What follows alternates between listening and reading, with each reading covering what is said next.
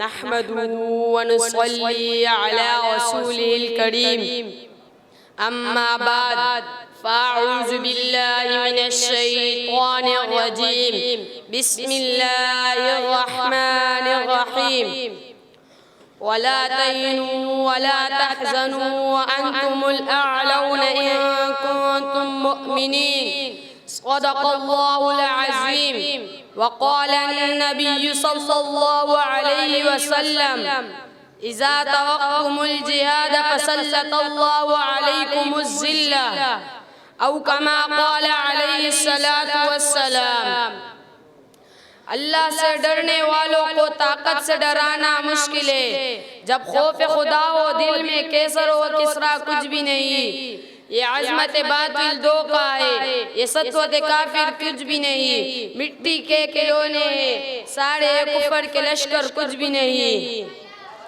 سامعین محترم، آج مجھے جس موضوع پر لب کشائی سامعین محترم اور میرے ہم سفر طالب علم ساتھیو، السلام علیکم ورحمت اللہ وبرکاتہ۔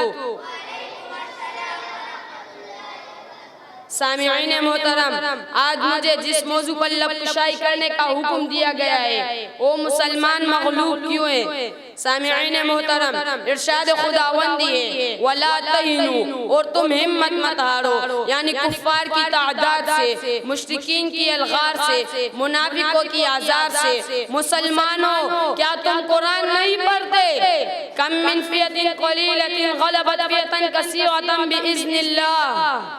چنانچہ تم بدر میں 313 تھے، غلبہ پایا 1000 پر، احد میں 750 تھے، غلبہ پایا 3000 پر، خندق میں 3000 تھے، غلبہ پایا 10000 پر، خیبر میں 1600 تھے، غلبہ پایا لاکھوں پر، حنین میں 12000 تھے، غلبہ پایا 20000 پر، تبوک میں 30000 تھے، غلبہ پایا 20000 پر، موتا میں 3000 تھے، غلبہ پایا لاکھوں پر، یرموک میں 60 تھے، غلبہ پایا 60000 پر۔ وَلَا تَهِنُوا، اور تم ہمت مت ہارو، وَلَا تَحْزَنُوا، اور تم پریشان مت ہو، کفار کی تلواروں سے، تیروں سے، نیزوں سے، گھوڑوں سے، کلاشنکوفوں سے، راکٹوں سے، میزائلوں سے، بموں سے، ڈرون حملوں سے۔ مسلمانوں، تمہارے پاس بدر میں کون سی تلواریں تھی؟ احد میں کتنے تیریں تھی؟ خیبر میں کتنے گھوڑے تھے؟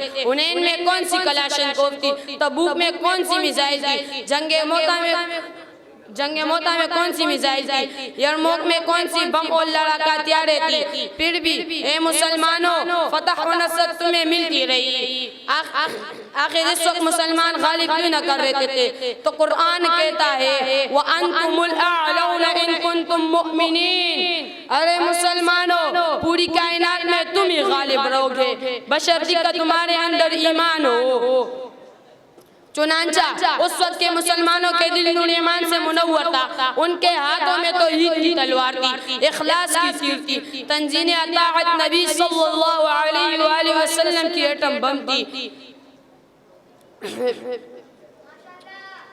تنزین اطاعت نبی صلی اللہ علیہ وآلہ وسلم کی ایٹم بم تھی، سب سے بڑھ کر وہ عملی قرآن تھی۔ ان اوصاف کے بدولت وہ حضرات جس طرف بھی نکل گئے، فتح و نصرت ان کی قدم چومتی گئی، شیطانی ٹولے معدوم ہو گئے، الغرض اسلام غالب اور کفار مغلوب ہوتا گیا۔ حضور صلی اللہ علیہ وسلم کا ارشاد ہے آخری زمانے میں کفار مسلمانوں پر ایسے ٹوٹ پڑیں گے جیسے کہ بھوکے دسترخوان پر ٹوٹ پڑتے ہیں۔ صحابہ رضی اللہ تعالیٰ عنہ نے عرض کیا یا رسول اللہ صلی اللہ علیہ وسلم، کیا ہم اس وقت تعداد میں کم ہو گئے؟ سرور دو عالم نے فرمایا نہیں، بلکہ اس وقت مسلمان سمندر کی جاگ کی طرح ہو گئے۔ صحابہ رضی اللہ تعالیٰ عنہ نے عرض کیا یا رسول اللہ صلی اللہ علیہ وسلم، تو پھر مغلوبیت کی وجہ کیا ہوگی؟ ان کا سبب کیا ہوگا؟ آخر میں اتنا ہی کہوں گا کہ جس دور پہ ناز آتی دنیا ہم و زمانہ بھول گئے، دنیا کی کہانی یاد رہی اپنا فسانہ بھول گئے، اور ذکر حسین رحمت کا امین کہتے ہیں جسے قرآن مبین، دنیا کی نئے نغمے سیکھے عقبہ کا ترانہ بھول گئے، اغیار کا جادو چل بھی چکا ہم ایک تماشا بن بھی چکے، اپنا تو مٹانا یاد رہا باطل کو مٹانا بھول گئے، تکبیر توپ بھی ہوتی ہے مسجد میں انصر جس ضرب سے دل ہل جاتے تو وہ ضرب لگانا بھول گئے. وما علینا الا البلاغ